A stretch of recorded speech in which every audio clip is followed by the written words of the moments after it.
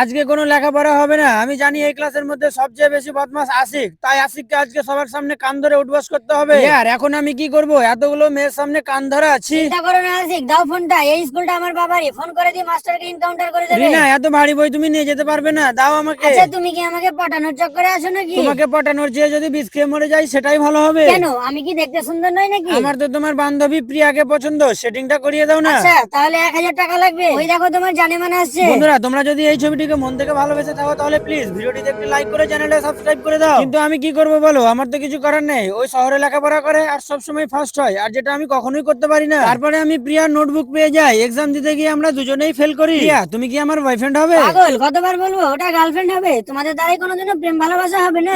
ক্লাসের handsome boy Ashiq কত cute, তাই না? কিন্তু বেচারা সবসময় শুধু এক্সামে ফেলই হয়ে যায়। তুই এক কাজ কর, আমার নোটবুকটা ওকে দিয়ে দে, তাহলে আমরা দুজনেই পাস হয়ে যাবো। নোটবুক বিক্রি করে তোমার জন্য গিফট নিয়ে এসেছি।